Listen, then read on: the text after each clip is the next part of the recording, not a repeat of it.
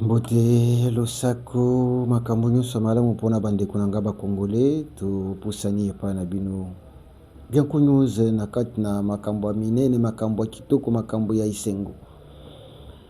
Bianco news alembaka te, Bianco news informaka bino butu pe na moi. Eza chaîne oyo esengeli olekana kozala toujours abonné, toujours partager, toujours dire aux gens qu'il faut suivre. N'importe quoi dans les loges des multiples points que nous pouvons traiter. Premièrement, retenez que l'acceptation il y a Félix Tshisekedi a que tout le temps à tenir le dialogue, c'est quelque chose batumingi au bazana boye bité ba comprendre en côté. Yami balé tokolobelango tolobana liboso acceptation. Félix vient d'accepter ndenge moya ya uti ko communiquer qui est dialogue ici à Kinshasa. Yami balé tokolobela. Où est Sauvons le Congo? Sauvons le Congo ezali lisanga oyo Kabila bengisaki bato ebele to le bango ebele pote balekana ko adhérer avec l'appellation Sauvons le Congo. Tokolo belango toyeba, est-ce qu'ils sont tentés de chercher à sauver ou bien comment? Yamisatu Tokolo belabino, pourquoi Kagame a choisi ce moment ici pour nako lobakeno nani mabele na biso ezana Congo et nous avons la mission de récupérer. Voilà biloko misato otokolobela na moment oyo tozoke na lombango parce que makambo eza ebele. Bandeko, likez l'émission, partagez l'émission, c'est vraiment important. Merci beaucoup. Je vais vous dire, Félix a été toujours clair dans sa manière de travailler. Il avait dit le dialogue, parce qu'il faut savoir, le dialogue, c'est à son initiative nde akoki kobengi sa dialogue. Alors pas kango depuis kala. Yende mutako zoide. Et si vous vous souvenez bien, vous verrez que même Ambongo avait dit, nous sommes venus solliciter auprès du président pour qu'elle ait tenir le dialogue. Et c'est maintenant qu'il accepte de ce dialogue. Mais format nango jusque-là, n'a nous yébanité. Quel format au dialogue on a tenir? Alors je vais vous dire, pourquoi il accepte maintenant ce qui est dialogue? Oui, il accepte maintenant qu'il y ait dialogue, c'est pour étaler maintenant Boulumbu, Yabananga. Ah oui, ça c'est bien connu toujours. C'est maintenant que les Congolais, vous qui n'êtes pas dans la rébellion, vous qui soutenez les M23, vous qui soutenez les Kabila, maintenant, Félix vous aide à comprendre. À moins que tu puisses avoir la haine, hein, parce qu'il faut savoir qu'à Kinshasa, ou bien au Congo, il y a des gens qui ont la haine contre la personne seulement. Et quand cette personne y est à l'ingakete, à côté de ce que non 1 plus 1 égale à 2, à l'obité, les ADT. Aboyi parce que 1 plus 1 égale à 2, non. C'est parce que ebimi na kati ya monoko moto ya lingakate, ya koboya. Ce qui va éviter que non, fleuve Congo, nani source nango bandi na Congo, embouchure nango e bandi na ekesuka na Congo, akoboya. Pourquoi? Parce que moto a lobi yango eza moto yo ya lingakate. Alors, savez-vous que les gens qui demandaient toujours le dialogue, ce sont les Nanga. ba Willy Ngoma, ba Kagame, bango nyonso, Félix doit dialoguer avec, Félix doit dialoguer avec, partout, Félix doit dialoguer, Félix doit dialoguer. Maintenant, après que Kagame ait dit que Félix n'est pour rien, le M23 n'est pour rien, mais nous sommes au Congo parce que le Congo a récupéré Mabele Nabiso. C'est alors que Félix Sikoyo a eu un dialogue. Dans la le dialogue en question, c'est pour qu'il y ait la paix. Nous avons quand Félix a dit même si nous dialoguons, Nanga n'est pas un homme libre. Yebisanga, ok. L'objectif du dialogue est que guerre ici là, non? Pour dire que yo Nanga, oya, okota na pouvoir. Bozongisa Nord Kivu na Sud Kivu na bamboka nyonso babunagana ezonga. Parce que dialogue boluka kiango. Maintenant, il faut ba village nyonso na to bamboka na biso nyonso na eza kangama. Bozongisa ngo. Est-ce que Nanga sera capable? Ya bozongisa ngo. Tout Congolais qui est au M23, ce sont des malheureux. Je vous dis des malheureux. Là, je dois vous dire clairement. Au moment où nous M23, ce sont des prisonniers. Des prisonniers de Kagame. Des prisonniers de Kagame. Kagame, lorsqu'il parle, atikali koyoka mutusonite. Atikali koyeba te keno bananga bazali, ba Kabila bazali, ba Moïse bazali. Non.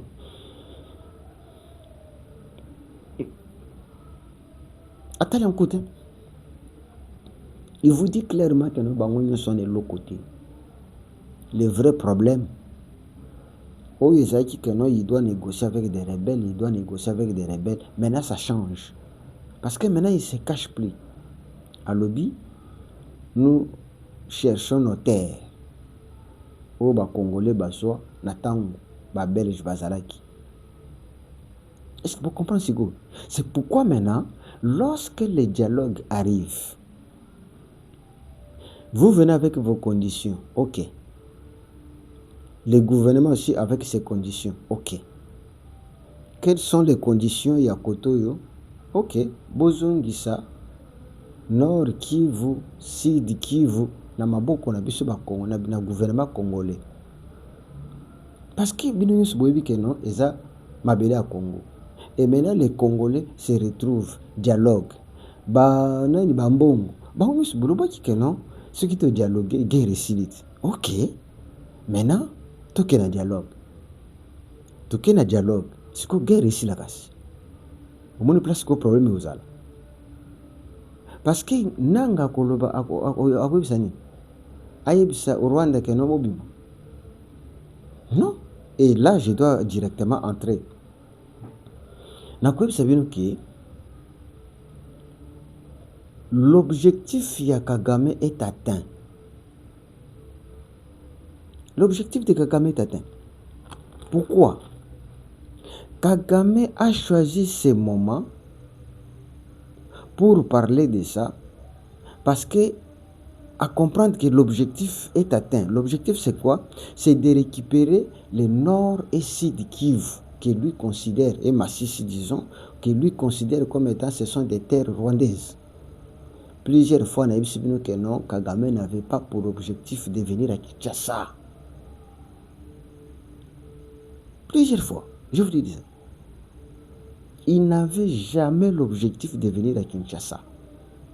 Et je vous dis, les soi-disant gouverneurs, je ne sais pas, ceux qui viennent d'Assid Kivu, je pense, Babengi, Willy, Manzi, Garambe, il y a des petits frères Bosco Tanganda.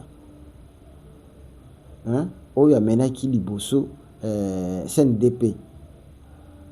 Petit frère. Yoka, Makambu, Willy Manzi, Garambe, Arubiboyo. Chers amis congolais, nous vous disons infiniment merci pour nous avoir aidés à récupérer nos terres. Ah, très important.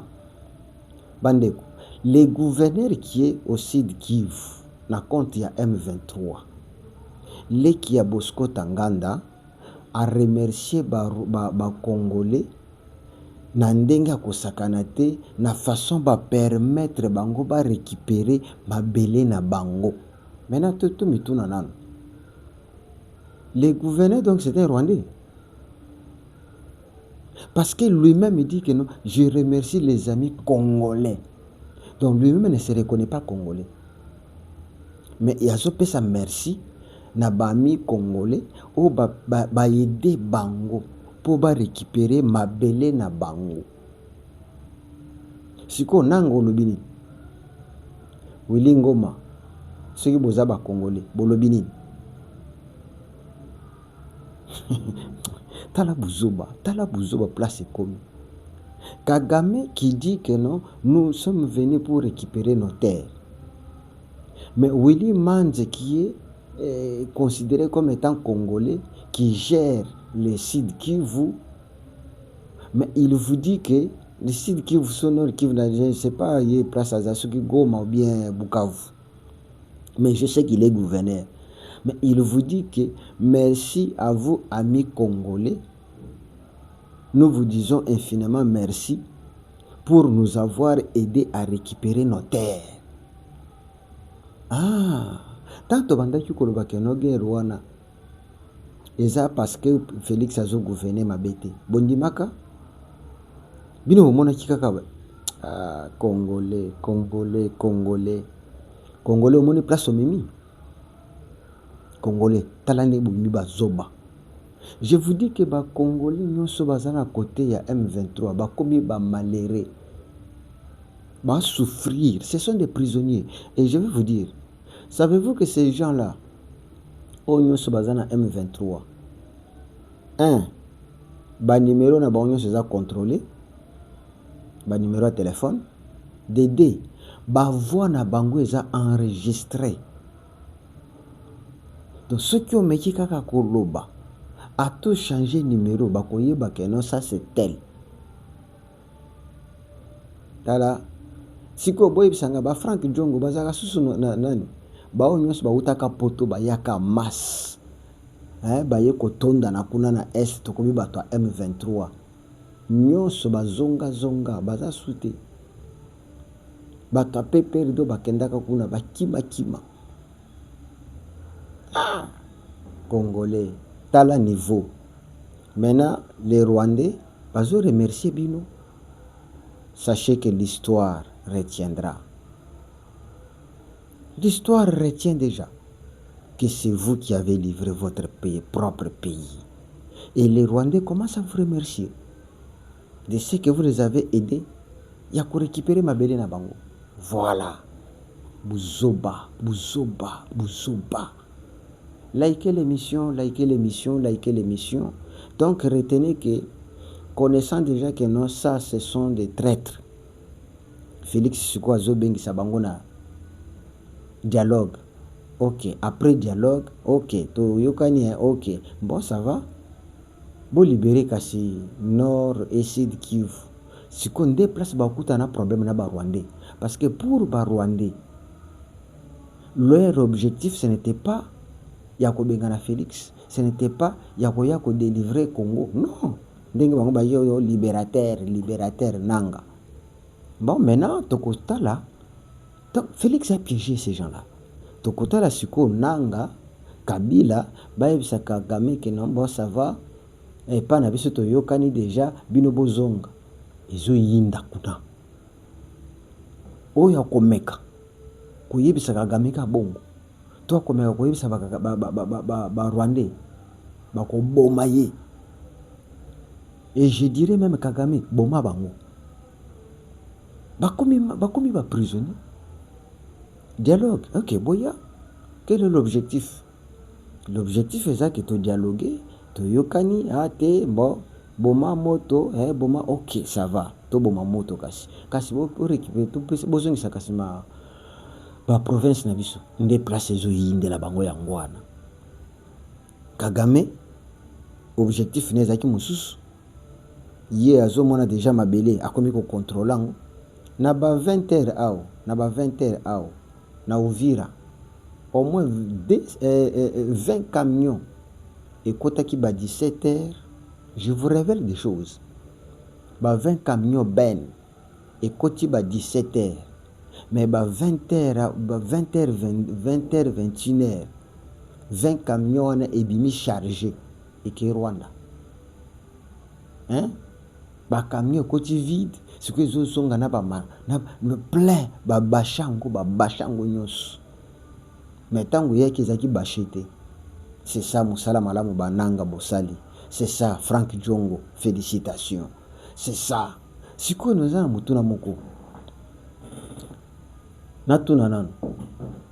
Est-ce que c'est vrai que Kabila, Joseph Kabila, est vraiment le fils de Mouzé?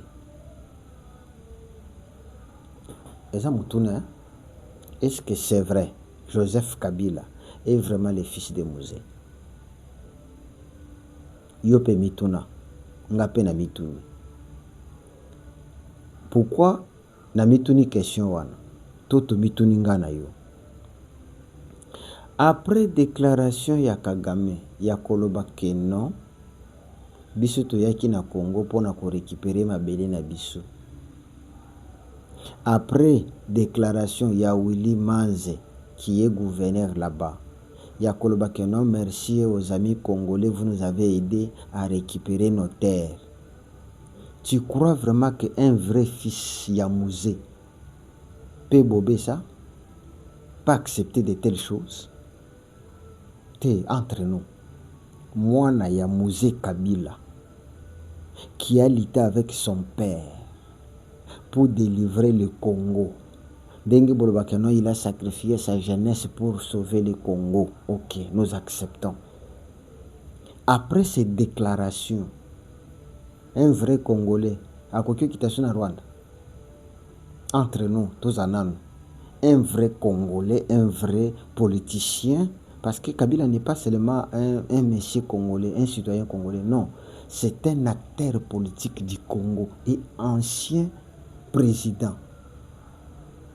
Si Kabila est vraiment le fils, le sang qui coule en lui, c'est le sang de Mouzé Kabila. À quoi qu'il y a sur Rwanda? Tous en ont sérieux. Si vraiment Kabila était le fils biologique ya Mouzé et que nakati ya makambo oyo ya zalaki te, mais c'est alors que Kabila n'akia tomboka. Quoi? Toi Kagame, tu viens dans mon pays na mabele na biso o réclamant ngo kenwe comme mabele na bino, vous voulez récupérer, mais jusque là Kabila zoki na Rwanda. Ce qui a quitté na Rwanda, ayena Goma, Azongi. Donc, on peut conclure que non. Le sang de Mouzé ne peut jamais accepter ça. Les Arokola Mwana Lumumba a commis qu'on combattre Oyo Papa Naya Bundelaki. Tout ça la sérieux. Même ceux qui n'ont pas de mais n'a pas acte. Les actes doivent déterminer si réellement Oyo Aza fils. Ndenge na yembaka to yembaka nzembo ande kulifoko lobi, c'est le soir qui détermine nos origines si on est fils. Na yembango pe. C'est le soir qui détermine nos origines si l'on est fils. Voilà, c'est le soir. Bana to bengani bango ndenge nini. Mon voisin akokende na yake pa na bango, mais oya yo akozonga akende wapi? Sikoyo, si réellement Joseph Kabila est le fils biologique ya Mouzé Kabila, mais le soir devrait déterminer l'origine. Il devrait savoir que là où on a touché, c'est mon pays. Là où on a touché, c'est notre terre, nos terres à nous, que Kagame cherche à récupérer. Oh, mais bandeko, tokende mbaramoko. Mais bino boke na Nairobi, Popesi Kombo Bolobi que sauvons le Congo. Mais voilà l'occasion de sauver le Congo yango. Parce que Kagame vous dit que non. Une partie du Congo est ailleurs. C'est lui qui avait dit que non, qui voulait Ezaya Maboko naye. Et Willy Manze, Aouti Kolobangope, Lelo, a dit que non, les amis congolais, merci parce que vous nous avez aidés. Oui, ils ont été aidés par les Congolais. Ah oui. Ils ont été aidés par qui? Par les Congolais. Pour faire quoi? Pour occuper leur pays. Et maintenant, ils veulent ravir nos terres. Aidés par qui? Par vous. Je ne dirais pas seulement Bato Bazana Est, non Bazana M23. Même Bato Bazana Kin Katanga, par-ci, par-là, Bas Congo, qui soutenait le M23. Voilà. Kagame maintenant vous dit la vérité clairement que non, vous nous avez aidés pour récupérer nos terres. Donc reconnaissez partout où vous êtes que c'est nous qui avons livré le pays. Les Congolais vous avez livré le pays. Bandeko ya sauvons le Congo. Frank Djongo, voilà le résultat. Voilà, résultat. José Makila, vous avez aidé le Rwanda à récupérer les terres congolaises. Voilà. Daniel Safou, vous avez fait un bon boulot. Maintenant, le Rwanda vient de récupérer ma terre. Vous êtes fiers. Nanga, ouais, tu as joué un grand rôle. Bazo remercier yo. C'est pourquoi ba pesio ba garde ya batuti ba garde kayo. Parce que tu les as aidés à récupérer mabele ya Congo, ba komisyango ya bango. Oh Arimaji, oh nani boye. Ba o nyonso wana, Louara, Pierrot Louara, vous avez aidé. Vous avez aidé le Rwanda. Kabila, ce qui est Hippolyte, vous avez aidé le Rwanda à récupérer. Hein? Bino boyaki, national lobango, bayaki pour sauver le Rwanda, pas le Congo. C'est pour sauver le Rwanda. Et ils ont sauvé le Rwanda. Écoute, Congolais, les Anabat qu'on ne peut pas pardonner dans ce pays. Tu peux pardonner Bangote dans ce pays. Baza Batoloko ba José Makila. Batoloko la ba Pierrot Louara. Batoloko la ba Joseph Kabila. Batoloko la ba Frank Djongo. Batoloko la base belé. Oh non, ce boyebi wana bato a PPRD. Ce sont les gens qu'il ne faut jamais pardonner. Parce que si ces gens avaient compris le message, il y a Félix Tshisekedi à non, l'objectif ce n'est pas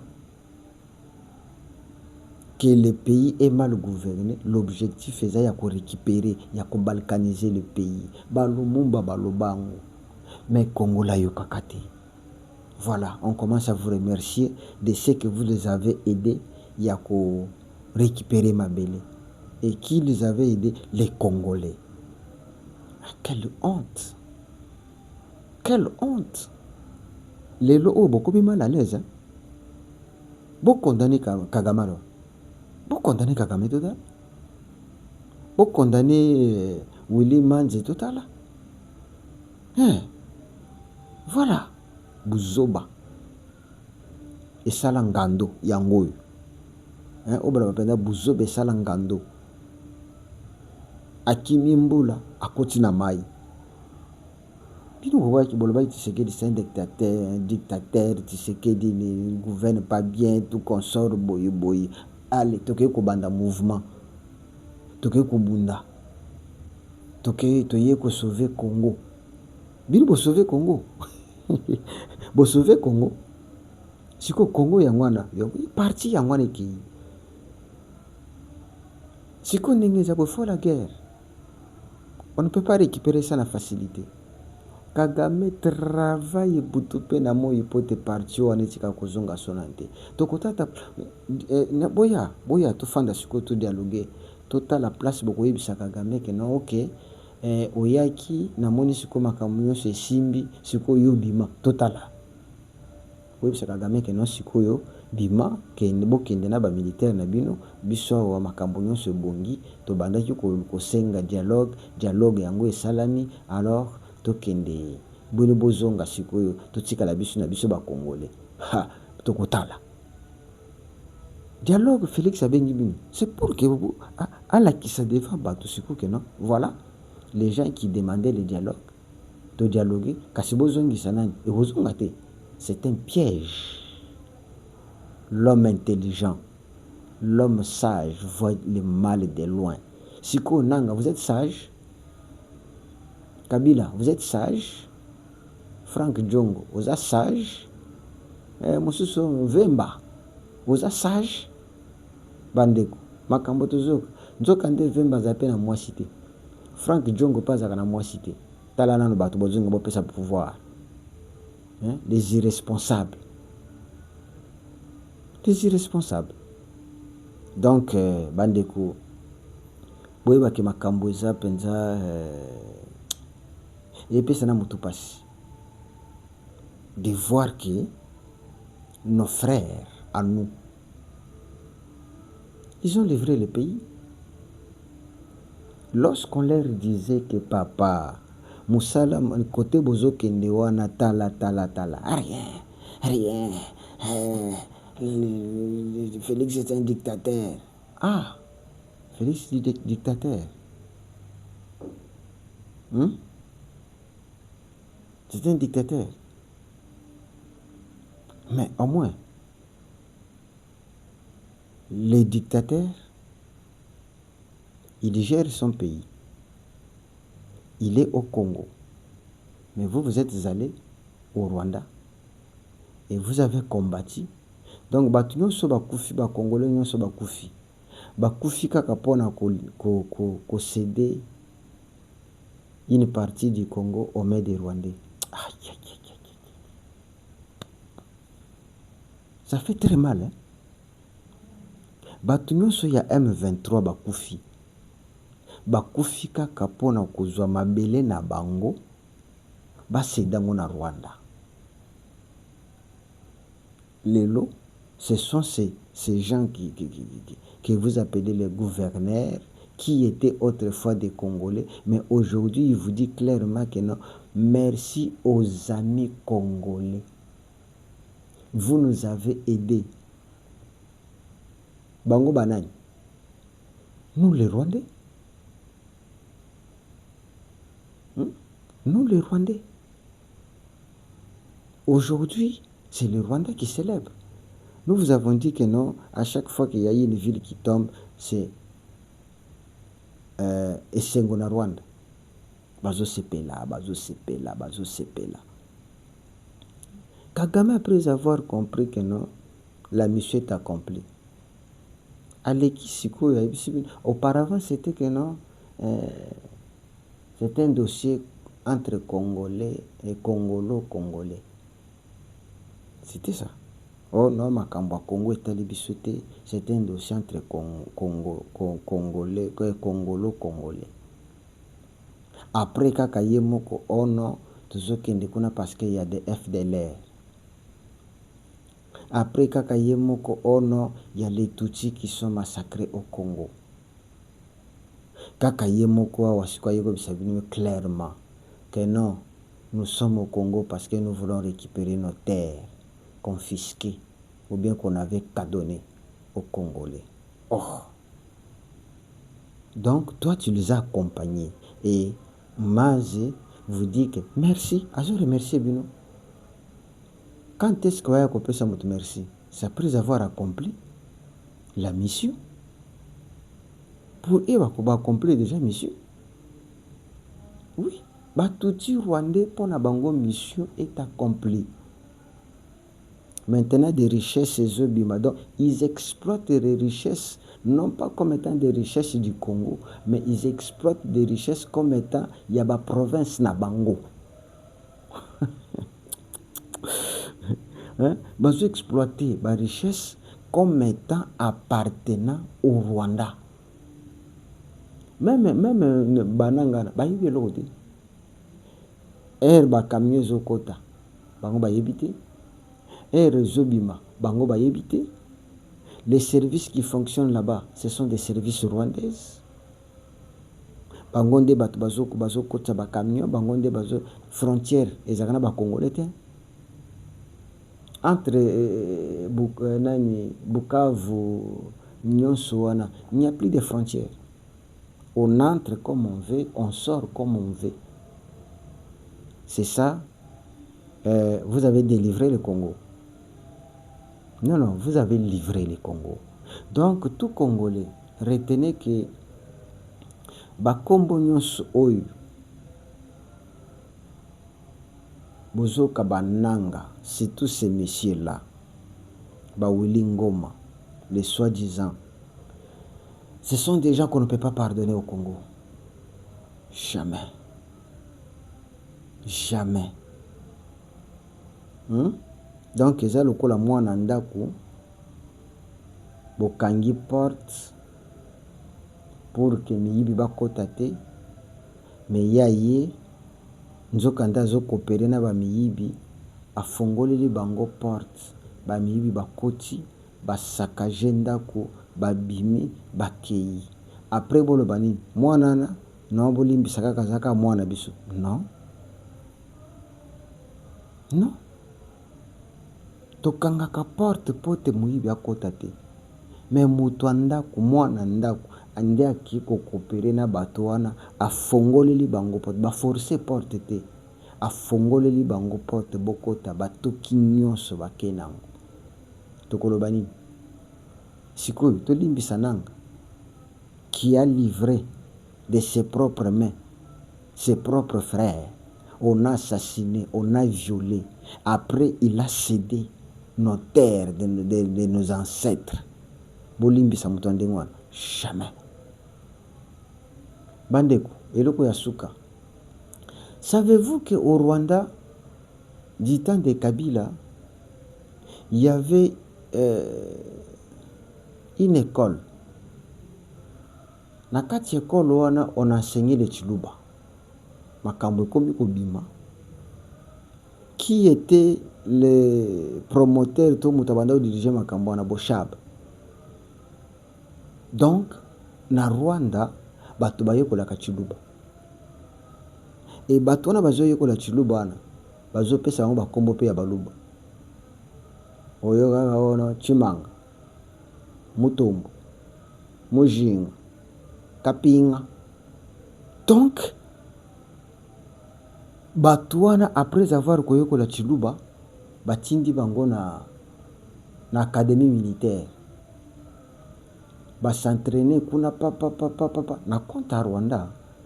Tango akoya koto yoki kaka naza muluba Chilenge, naza muluba ya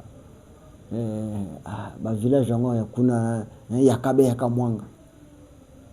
Po tango yo kaka ya Chimanga wa Mutombo mbala moko ndimi no aza muluba. C'est pourquoi mon pays na biso ba traître batondi ebele. Nasina lobela binongo awo. Tango azoya kuna aloba pe Chiluba. Aye penda na kati ya boluba boye moyo weno malukai nodiani bimpa. Alobi masolo ya chibela bela wana yo tale kaka oyo ndeko na ngai nzoka nde Rwandais bayekoli chez Chiluba. Et puis aka tangi na académie militaire to ake kotanga banani boye nzoka nde pona ko contrôler biso nyonso. Est-ce que liké l'émission? Est-ce que tu as aimé? Est-ce que tu as admiré yango? Donc retenez qu'il y avait, je ne sais pas ce qui est colonné Zatilelo, mais qui a livré, qui a fait ça? C'est Boshab. Voilà pourquoi Kabila, petit Joseph, Azakanaye côte à côte, pire Mutunaye, Nzokande, il y avait une mission. Il y a infiltrer le Congo avec Batumoko, Oyo, Kombo Naye, Chimanga, Mutombo, Kankonde, Yotango yoki kombo no lobi que non, ça c'est un nom Luba. Nzokande Azam Lubate, Azane Rwandais qui a infiltré le Congo pour contrôler le Congo. Donc voilà, merci beaucoup. Boyeba ki makambweza mabe makasi metoko bunda. Seul empare etikali pona Congo, c'est la guerre.